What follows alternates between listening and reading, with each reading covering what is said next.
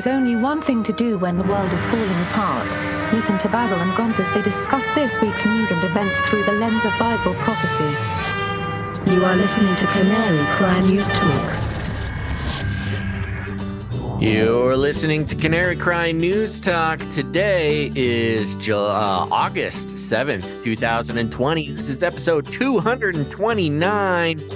And today, Blackout before Breakout. I'm not your echo chamber, but I am your best buddy Basil, and we are back in action, Gonz. And this is Gonz, and we definitely had a blackout before we can break out and try this again. So, title makes sense. Blackouts all over the place. Yeah, it's I don't know what's happening to the computer. Maybe it's getting too old. It is almost 10 years old. It is an old computer. Yeah, it's about 8 years old. So upgrade. Yeah. Well, luckily we've got some great producers that might pitch in and help pay for such an upgrade that will avoid these catastrophes in the future. It's been a tough week. Pretty much every episode this week has had some sort of interruption. We'll just keep praying that we hang in there. We're just going to keep pushing forward.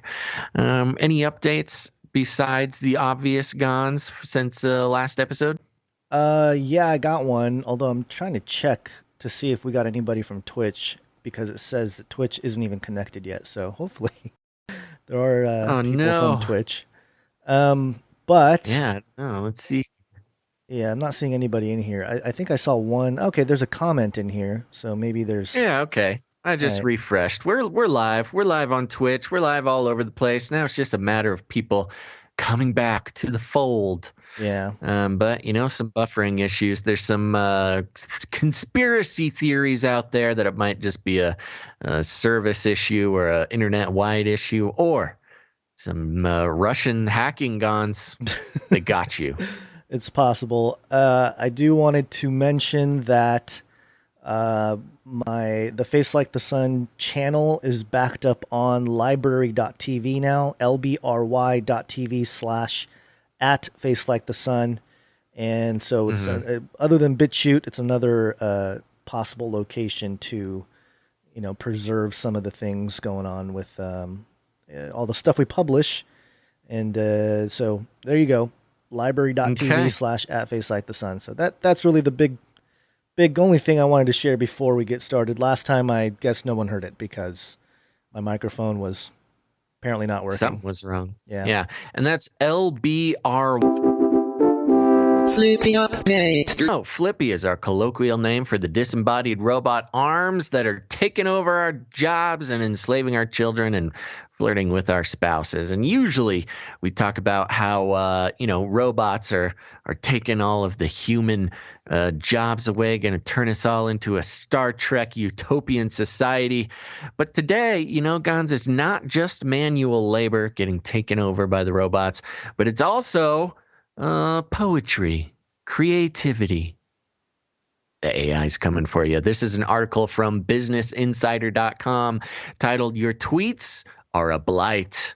Elon Musk got roasted in a poem written by the AI created by a company he helped found. And it goes like this. Tesla CEO Elon Musk's notorious Twitter presence was the inspiration for an AI-generated poem written using the software from OpenAI, the company Musk himself helped found.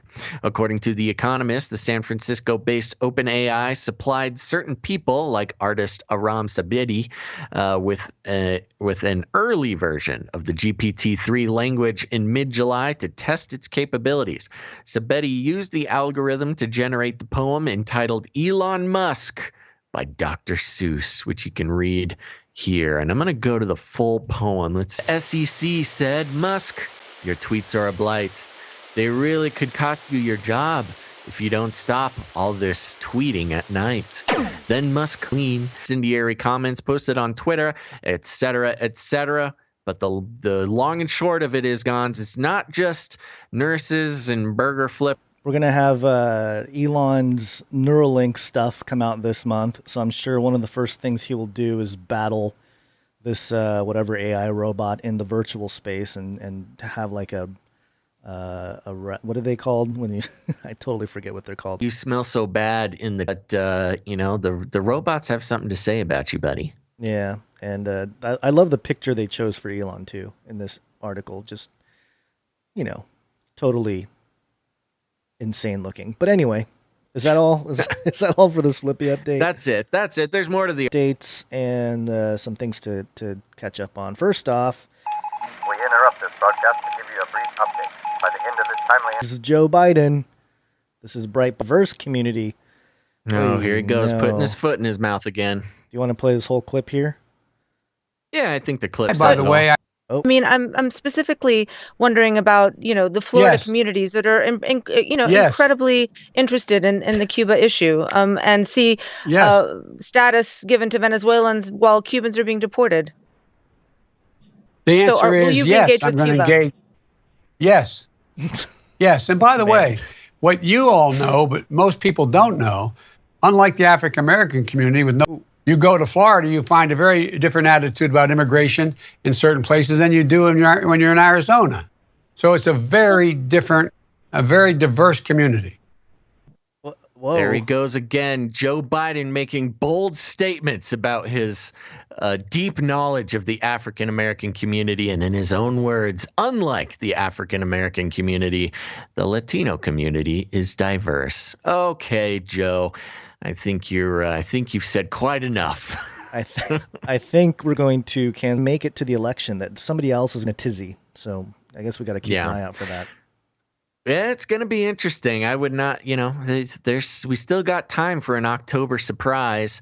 And Biden just continues to reveal some deep-seated issues with the Democrat Party's perception of the black community that a lot of people in the black community are starting to realize, and even calling it a black community, it has some sort of impression of homogeny, as if they're incapable of whole. But I would argue Bush Jr. was a little bit more agile. ISOs in a little bit here, but in the meantime, there's all this talk about masks, and yes, we've talked about how the wear a mask. The mask's not for you. It's to protect the people you care about. This is ChicagoTribune.com. CDC warns coronavirus Basel rising disease that has been hamper spread of the virus suspected of causing the paralyzing disease. Dr. David Kimberlin, a researcher at the University of Alabama at Birmingham, called it. Researcher tends to say, I don't know. And this idea that, if you wear a mask and we keep things shut down, we can lower the possibility of people getting children. And I actually think there's the death rate of children under 14 is very, very low. And so now you got to have, if you want, about kids being triggered being out in nature. Yeah, I'll jump into that. Yeah, this is from the dailymail.co.uk. Yeah, and this is what is it? I was waiting for those jingles. I know, I'm trying. Distressing because it can trigger feelings of anxiety and despair linked to climate change. Yuck. While most children benefit from having time outdoors due to fears over climate change, these troubling emotions and their link to climate change have been studied by University of Columbia researchers for the British Ecological Society. In the first of its kind study to focus on children and teenagers connecting with nature, the team conducted a full review of other studies, articles, and books. Children and teenagers were triggered by the natural world and their inability to control what was happening with the loss of free-ranging exploration of the natural world, the team said. Quote, in response, many conservation organizations advocate connecting children with nature, and there has been rising interest in measuring young people's connectedness with nature, authors wrote. The review found that connecting with nature has a complex experience for many teenagers. Many children know they are inheriting a changing world that is likely to get worse, and this leads them to feelings of anxiety and despair, said Chawla. That doesn't mean it was all bad news. The team say that despite the strong emotions, there are significant benefits from being outdoors more often. Quote, there is strong evidence that children are happier, healthier, function better, know more about the environment, and are more likely to take action to protect the natural world when they spend time in nature, Chawla said. Several studies found that children's connections with nature increased with time spent in natural environments. This new study, which involved multiple pieces of literature, found time spent in the great outdoors was a predictor for active care for nature in adulthood. These findings support strategies and policies that ensure that young people have access to wild areas, parks, gardens, green neighborhoods, and naturalized grounds at schools, the team said.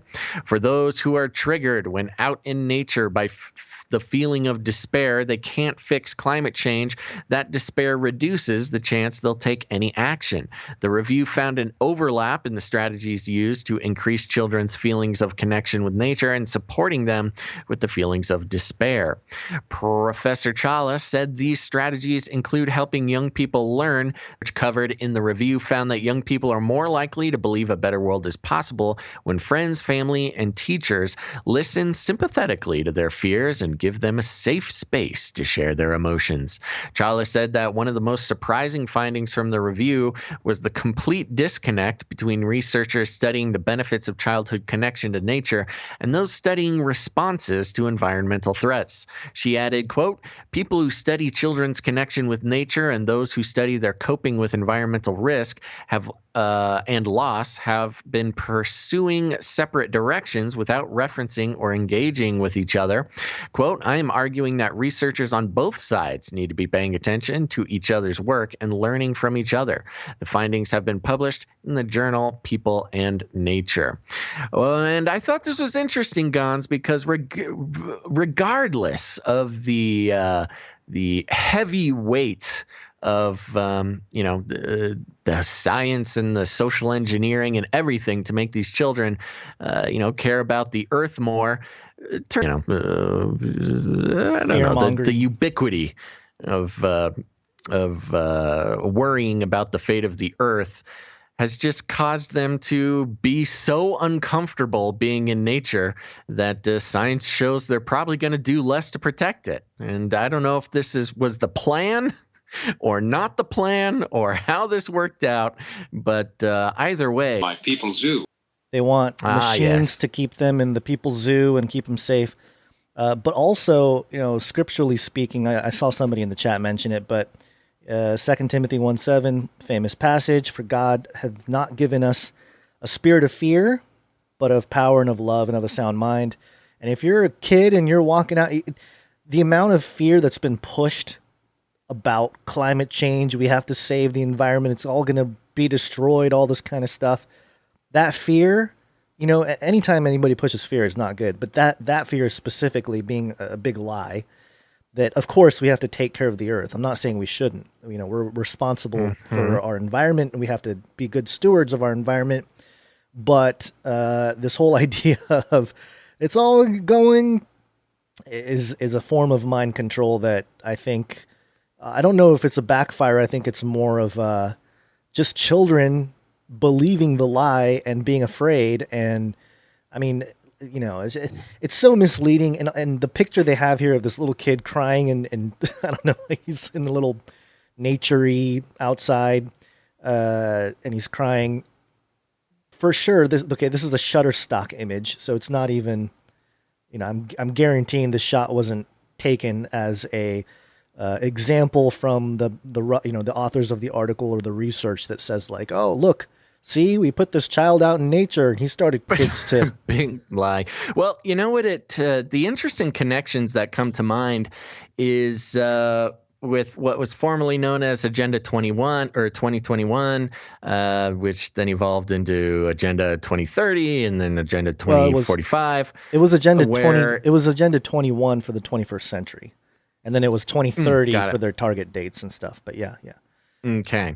So, for those who are unaware of this, it's sort of a global report, a global agenda for ways to sustainably keep human beings within new fancy types of civilizations that are very insular, and there's no reason to go out and spread the virus of humanity across populations into more controllable, city centers that are all fancy and sustainable, et cetera, et cetera. But, part of the agenda was to keep human beings in general from spreading too far and wide on the landmass. And, making a big deal about how the earth is dying and giving kids, anxiety attacks when they leave city limits is a good way, a good social engineering tactic in nature and actually gain some of the health and psychological benefits that can bring. Yeah. It kind of reminds me of Brave New World at the beginning, Aldous Huxley version of the dystopian future, rooms, and there would be like a rose or other pieces of nature. But when the child approaches the piece of nature, they would shock the child through an electrified flooring. And this is pretty similar. I mean, it's having a similar effect. In Brave New World, the children were programmed to fear nature, so they would stay, obediently in the city centers of that dystopia. And it seems we're having a similar outcome now as well, which is, just another check box on the list of the predicted dystopian futures. Well, you bring up the UN 2030 Sustainable Development Agenda, and you bring up Brave New World. Aldous Huxley, his brother Julian Huxley, was the first director of UNESCO, which is the United Nations education and science organization that's attached to the UN. And of course, part of the UN Sustainable Development Agenda, one of their goals, goal number 15, protect, restore, and promote sustainable use of terrestrial ecosystems, sustainably manage forests, combat desertification, and halt the reverse land degradation and halt biodiversity loss. Right. So it's interesting that they want people in the control, but they also want to control. And, we only want you out and just go out into nature because, hey, you might run into a mountain lion or something. Nature's dangerous and scary, but if you go out with our agenda, then it will be good for you. This is a very Hegelian dialectic type of thing going on. Sure. Yeah. No. And very interesting. So there you go. Don't let your kids out in nature. It's very stressful. Apparently, it's stressing out your kids. Yeah. I need my safe circle. Just saw this. Obviously, we always question things. Was it just a bad technology thing, or was somebody on board that, the higher ups wanted gone? It's always an interesting over there in India. Then let me give it a try here. I'm live. It was over at twitch.tv/Canary Cry. You can most of my voice instead of the Skype feed that comes in over the streaming thing there. So remember to subscribe to Canary Cry News Talk on whatever podcast catcher you use, Apple Podcasts being the sort of the main one people use. But also, we just got a little notice here that Amazon will now be streaming the podcast. Are coming to your companies to provide people don't remember this, but back when we started, most podcasts, they were independent. There was very little advertising, no celebrities, music. The explosion took place in Beirut. Show it. Had a video, a side-by-side comparison of they're both the negatives of the footage, but one that showed clearly a missile coming in and one that did not. So, the question here, this article in particular that I have is saying, it's debunking the claims that it was a missile. But the question is, what came first? What was published first? Was the edited version published first? Make a negative of this podcast and call it thermal imaging of this live stream, of course, of which there is none. But at the same time, again, based on the fact that everything we see is through video and other people's, and that's all people claiming it's a missile. I think some of it is obviously faked. It's pretty clear on a couple of occasions that there's one that is being shown here on this article that has like a cartoon rocket or something, and it goes past the location. I mean, there's just no way that if it was a real missile, it would not behave the way it did in the footage. But, again, we took the opportunity in the last episode to talk about directed energy weapons. And I also decided to publish a chapter from the book that never published. Cosmic Endgame, Secret Civilizations, Space Weapons, and the Antichrist War Machines. And, of course, I wrote this back in 2013, 2014, before the flat Earth thing. So, before all you flat earthers tell me how there's no outer space. It was before all that happened. So, just keeping that in mind. But in it, I just published the chapter called Project Thor, the Rod of God. And this is technology that they've been working on allegedly for a long time. And it's a kinetic energy weapon. And it's pretty high up that normal people won't be able to detect. And these kinetic bombardment weapons don't come just straight down. They come in a trajectory. So, and they come very fast. So I don't think it's anything you can really even see, because I think... and they're basically big rods of tungsten. Tungsten rods, yes.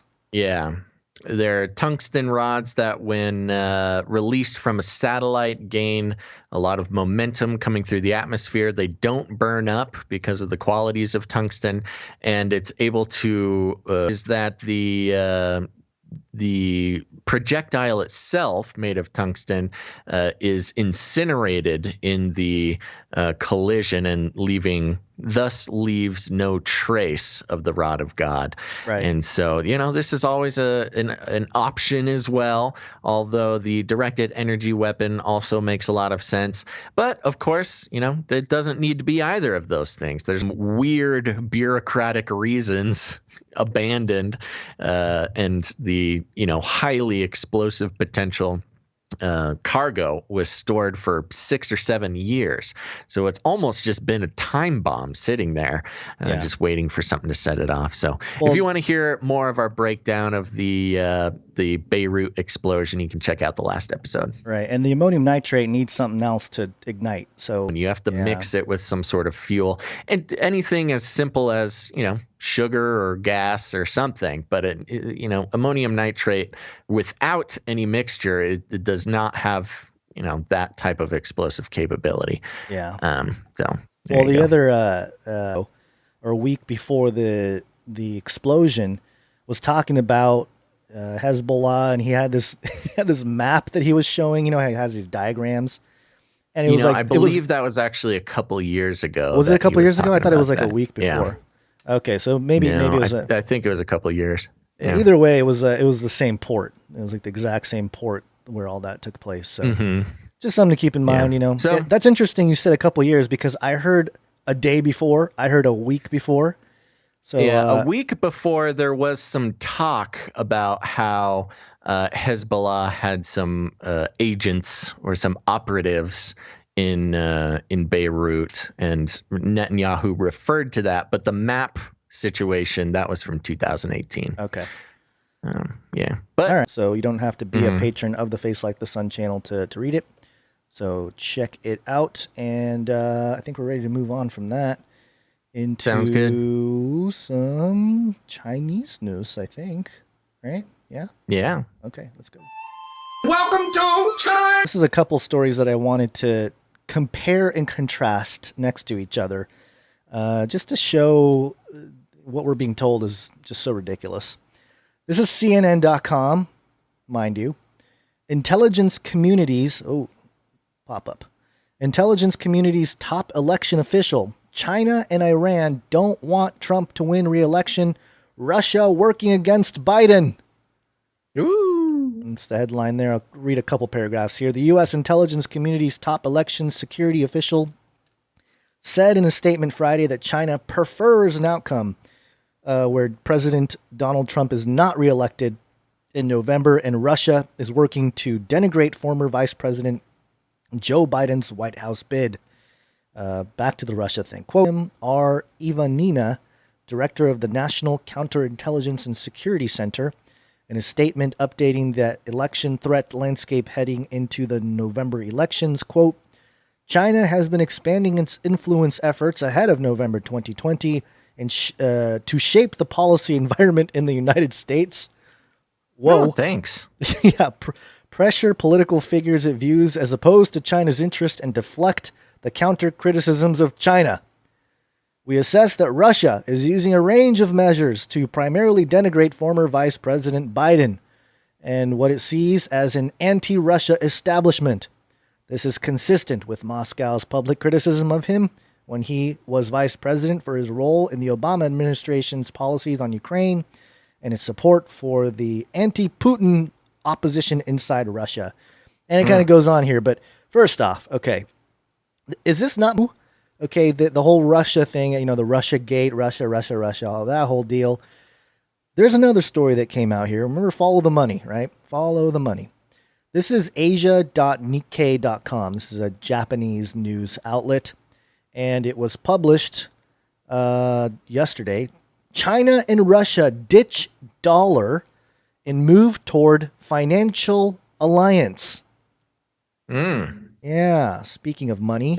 Financial alliance. $100 billion. I don't have any money.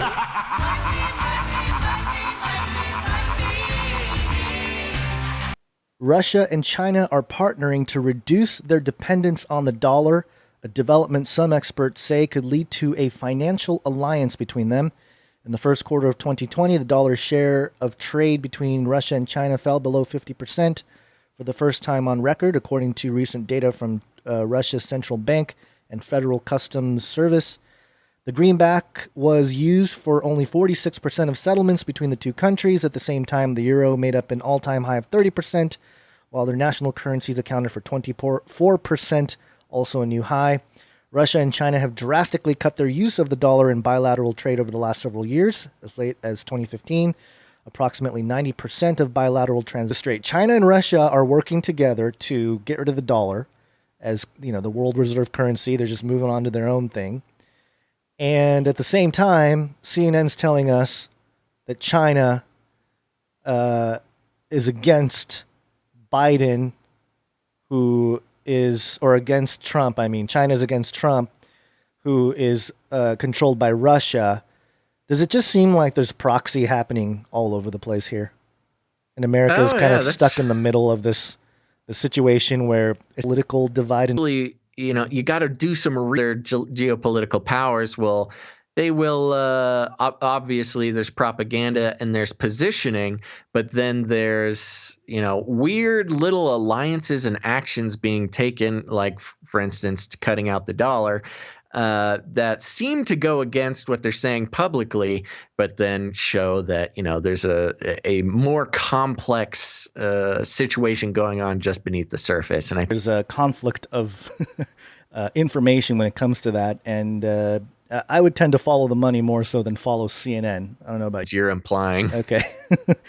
I love it. I think CNN is in the way that they present information, but they're just so blatant in the way that they do it that you can get a lot of truth out of CNN.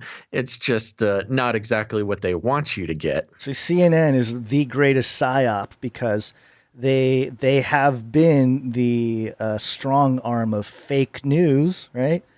So they want everybody to not believe them. You know, it's this reverse psychology happening. Well, that's certainly an interesting way to put it. No, I don't think that's what's going on. But anyway, we got a couple clips of interesting things that Donald Trump has said. Yeah, and, we'll start with this first one because it's a little more fun, and then it gets this is worth clipping because it's a pretty good flub here. This is Donald Trump. Yo, Semites, what up? Yeah, you know, I'm always hesitant to mock somebody for pronouncing a word strangely, because it just means that they've read it instead of heard it. You know, he's and clearly I think it's reading. It's always good for people to read. So that's cool. But yeah, Yo Semites, that's is a nice little flub. It's a pretty funny one. I don't hold him against it. He's just reading, you know, off his little notes there. But Sure. And I think he knew it was wrong because he repeated it. He's like, he's like, Yosemite? That doesn't sound right. Let's- Yosemite? I don't know. Just keep going. He just takes a running start at it, trips, and then goes back and just charges right in again and trips right again. So that's always fun. Yeah. I'm sure there's some, 14D chess going on with that one too. Oh, of course. It's all part of the plan. In comments here, this clip happens to be 33 seconds long. Ding, ding. But here we go. The audio's not great, but I think you'll get the gist of it here. It has to be a good product, but the middlemen. Well, the rebate that I'm doing cuts out the middlemen and it reduces costs, and the money goes back to the people purchasing the drugs. So I have a lot of enemies out there. This may be the last time you'll see. No other president's going to do what I do. No nations at much less cost. Nobody. And he's talking about the what is it? The medical. Pharmaceutical. The pretty intense plan to cut out the middlemen and help right some wrongs in the pharmaceutical industry and the medical insurance and just the healthcare industry in America. And we said it when he came out and did it. He's going to make a lot of enemies with this. Obviously, Big Pharma being one of the most powerful groups in the world. I mean, so much more so the U.S. And he says that here, and I think people are starting to understand it. But he also has that very ominous comment about you may not see me for a while because he needs to hide from the big pharma assassins or something. Yeah, I mean, I've been hearing from a lot of the hardcore Trumpites and some of the QAnon folks suggesting that there have already been like 50 something assassination attempts on Trump, but they've all been unsuccessful apparently. Yeah, I don't know. I don't have any of the evidence. It wouldn't surprise me either. I'm sure every president has had some number of assassination attempps. But it is strange to say it, to just be on stage and say, you won't see me for a while. I might, go in my bunker or whatever. It's just a weird thing to say. And of course, maybe he's just priming everybody for him to go hide in his basement like Biden is. Maybe. Are we going to have a? Have you seen what? Have you seen that new Biden's new very popular nickname, Hayden Biden? No, I haven't. It's pretty funny. But this is another reason why I think they're going to replace Biden at some point, and they might take him out. They might bring not just take him out, but do it in a way where the Democratic side gets a lot of sympathy votes. You never know. I'm just kind of. You're talking about Biden? I'm talking about Biden. Yeah. Yeah. Well, like I said, there's certainly time for that. But given Trump is, this is election year. We're 2.5 months away, 3 months away from the election. I'm sure things are going to get pretty wild here. Things are supposed to get crazy anyway. I mean, it was pretty crazy last time, but I feel like this was kind of a heads up maybe that things are going to get pretty wild. So yeah, we'll just something to keep an eye on. And if that wasn't enough, and if he he's poking at China again. Welcome to Chinese News. Yeah, so, there's been a lot going on with the whole TikTok debacle, but let me bring this to you from Ars Technica. The headline is Trump declares TikTok and WeChat national emergency, preps bans. So this is interesting. We have not really seen this happen since this technological age. Trump did pull this type of thing with Huawei, which was a very controversial thing to do, but since then so many countries have joined on with this Huawei ban.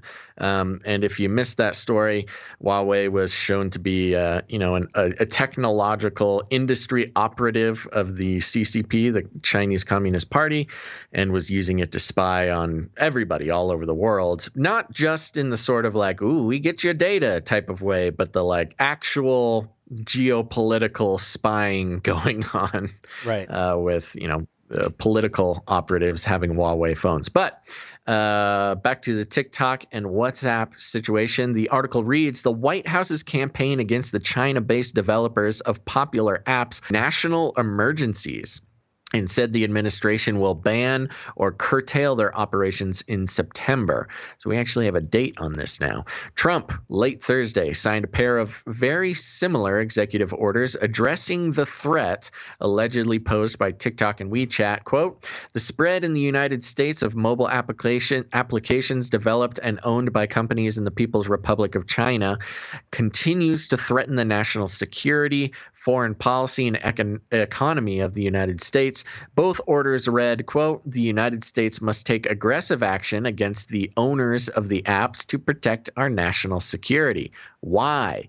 The White House explained in its national security concerns about the apps and their parent firms in a pair of highly similar letters to congressional leaders. TikTok, quote, automatically captures vast swaths of information from its users.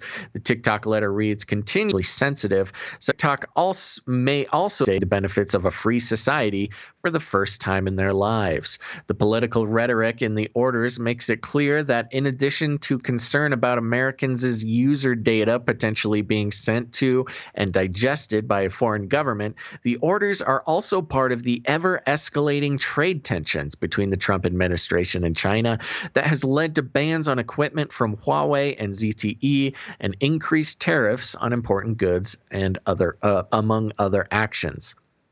The exact parameters of the orders are vague and unspecific, but neither explicitly bans the use of WeChat or TikTok in the U.S., nor do the orders technically prohibit the developers' respective parent companies, Tencent and ByteDance. Gamers out there will recognize Tencent as the mobile app developer for PUBG. A very popular battle royale game on mobile.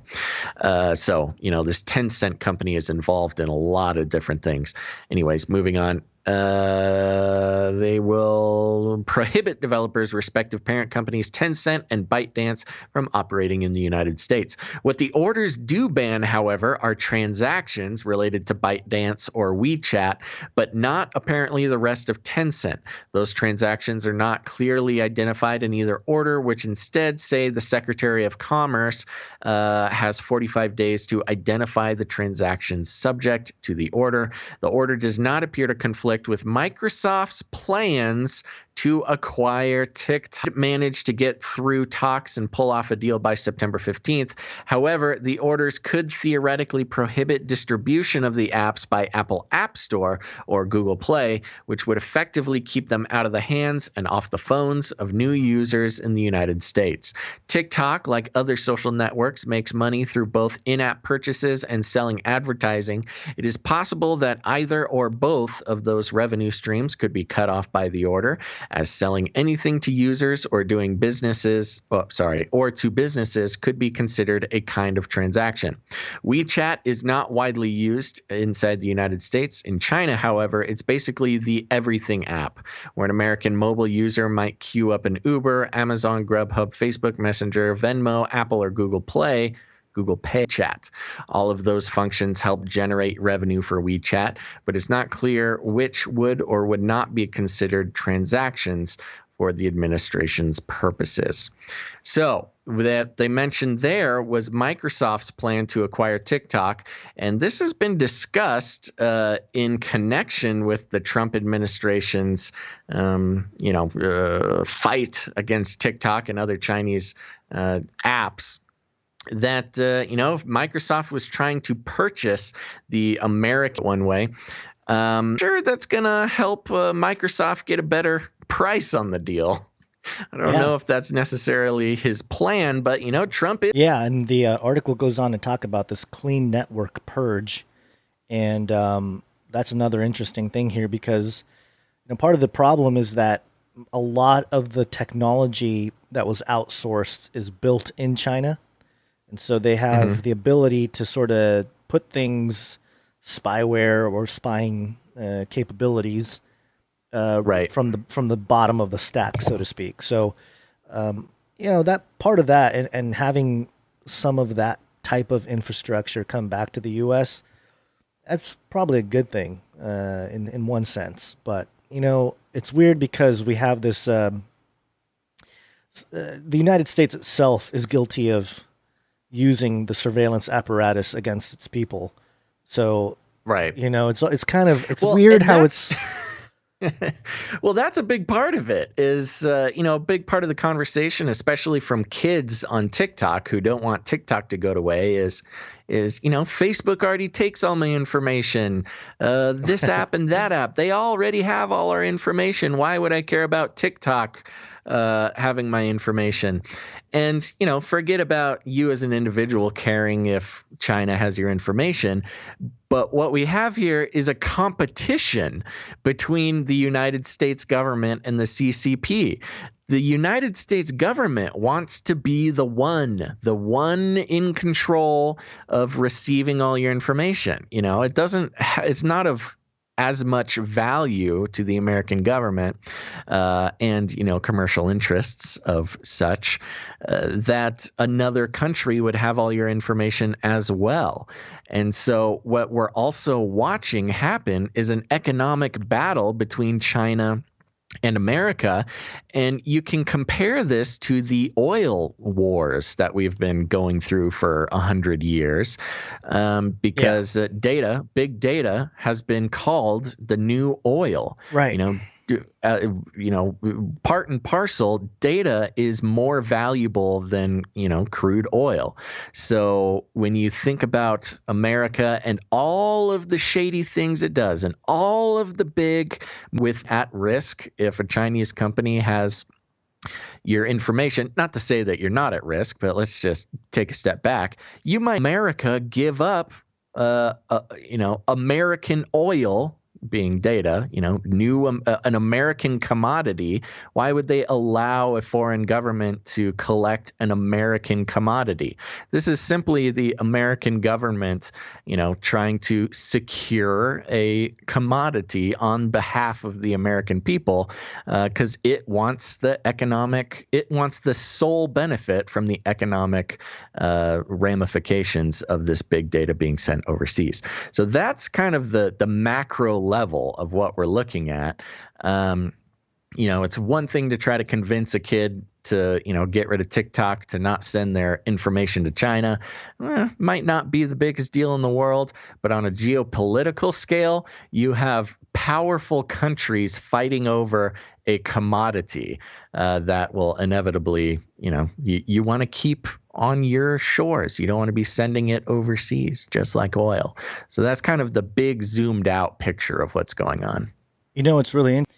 And cloud, clean cable, those are the different bullet points.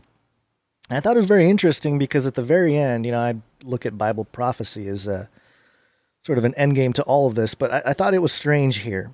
The United States calls for our allies and partners in government and industry around the world to join the growing tide to secure our data. Excuse me. I got the burps. From the CCP's surveillance state and other malign entities. Building a clean fortress around our citizens' data will ensure all of our nations' security. I find it weird that he would mention the word, or they would mention the word fortress as this idea, because, I've talked about this in several videos on the Face Like This on YouTube channel. Daniel 11, I think it's 38 and 39, somewhere around there. Let me get to it here. Let's see. The king who exalts himself, talking about the man of sin, and in their place he will honor a god of fortresses, a god his fathers did not know, which is interesting because it talks about, it's not a god that, the former pagan gods, but it's a god of fortresses. I think King James has it, forces. But, and then it says in verse 39, he will attack the strongest fortress. This passage with fortresses, it was like, people thinking it's a giant fort, like a literal castle type of situation. But in our modern era, when, at least for our generation, with data being this so important thing, I find it very intriguing that the god of forces or fortresses is mentioned, and how they would relate it to, in this document, the clean what is it? The Clean Network Project. Yeah. And talking about creating a clean fortress. Such theories, I guess. But I don't know. Just something to point out. Something I noticed. Yeah, no, it's very interesting. And this whole thing will continue. But I think the basic concept is this is just another geopolitical war of commodity more than, anything else. And that's an easy way to explain it to people who just insist on saying how little they care if China has their information for almost nothing in return. Yes. So, and because we're running low on time because we wasted so much time getting this episode going. And this is from the NewYorkDailyNews.com. And if the article loads here, wow, the headline completely changed from when I was looking at it earlier. Classic situation here. The headline now is, I'm sure de Blasio's AC is working. Angry Middle Village residents without power for second time in 4 days. About received few and hold on. Angry has slept in the backyard, and subway services disrupted across the Upper East Side, Upper West Side, and Harlem. Queens, with 26,717 residents still in the dark, still has twice as many outages as any other borough. And it goes on here and talks about the outage. And have you seen the video footage of the outage from people, just social media posting? It's pretty eerie. It's a whole place going down. Just complete darkness all around. This is one here from a tweet, 4:22 in New York blackout. And then it wasn't until August to talk about the same is in Brooklyn having power. But convenient to get her out or get a body double or something, right? Yeah, no, it's very suspicious, and it's following a similar pattern to the Epstein issue. And I gotta say, I'm a lot of time for things to go wrong. And yeah, if someone out there perchance was a conspiratorial minded person, it would be convenient for the power to go out again. Right where she's being held. It takes a couple minutes for the prison to turn on the backup generators, and that's a few minutes where either a bot that's happening on my side as well as my computer keeps locking up. Yeah, mine was locking up a lot too earlier. So yeah, which is really weird, which doesn't really happen. Suspiciously omitting a waveform from the file that it's recording. So I'm going to pray that it's still doing its job, but a lot of really funky we must start messing with the thing now. So, press the disrupt button or something. I don't know. Yep. Just it's just a button that says annoy them. Basil and Gons. You don't want to make them mark. Yep. All right.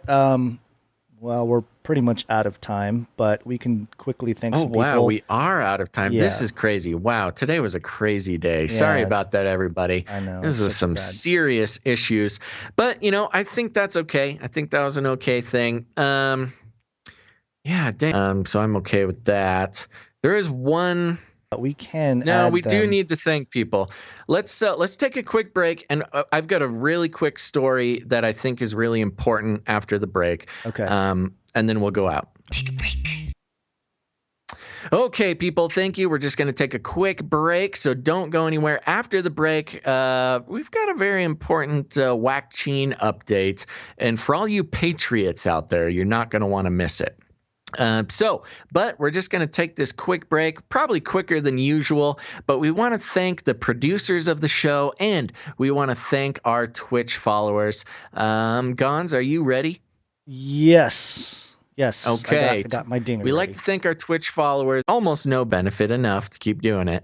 But if you watch us on Twitch, it helps us out a lot. So we're going to thank some people. Here we go. We got Quandary1. Thank you, Quandary1. We got Winterguard. Thank you, Winterguard. We've got Jesus, Yeshua, Yahushua. All right. Oh, a lot of things there.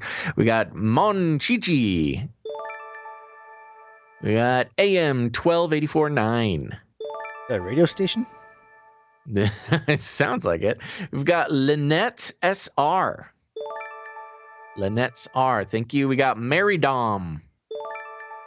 We got Calming Psychosis. Ooh.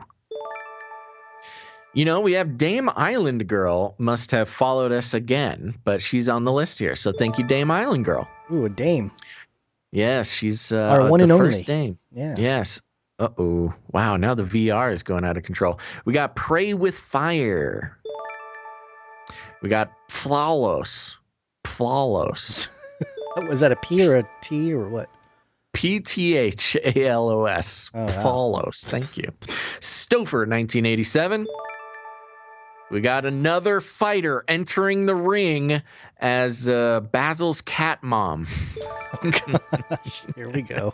The drama continues. We've got Walking Liberty. We've got Catheter. Oh, gosh. Okay. Wow. Oh, no. Okay, I read that wrong. So it's spelled key. You're trying to trigger me. Appreciate that very, very much. You guys are the best. And now, just for a quick explanation.